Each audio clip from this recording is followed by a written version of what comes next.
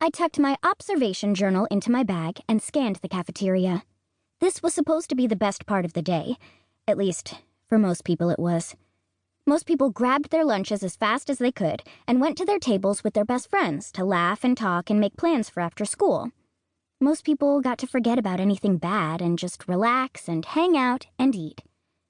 Sometimes, during the time it took me to get my brown bag out of my locker and sit at my table, I got sad.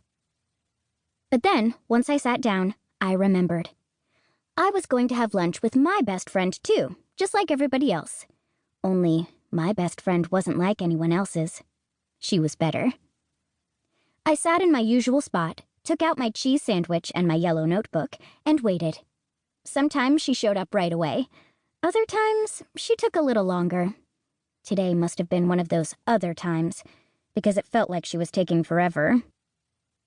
I thought about what we might do when she finally got here. After eating, maybe we'd share headphones and listen to music, the way Nia and Zara always do. Or maybe we'd purposely give ourselves milk mustaches and take really funny selfies like Molly and Casey do. We could even do some things that other people around here couldn't, too, like make plans for the weekend. And next weekend. And next year. People in Tivita, Colorado moved away all the time.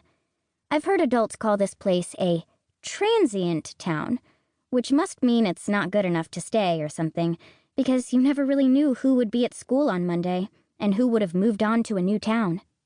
But Zoe was always a sure thing. Not only did we have today together, we had all our tomorrows too. Still, there was a pang deep down in the pit of my stomach as I watched everybody else having fun. For a second, I thought Nia and Zara were going to invite me to come sit with them, but then they looked away. I frowned at my notebook. What was taking Zoe so long? Mrs. Yang, my English teacher, always says that the hardest part is starting. No matter how long you've been writing or how much you love it, she says, sometimes the blank page can be the scariest thing there is. She says that you should just put a word on it, any word. Then put another one. I opened my notebook. Zoe and Jade and the best lunch ever, I wrote at the top. 8 words. Take that blank page. I stopped staring at Nia and Zara and Molly and Casey. I took a deep breath. I wrote more. I took a bite of sandwich. I kept going until the warning bell rang, and when it did, I barely even noticed.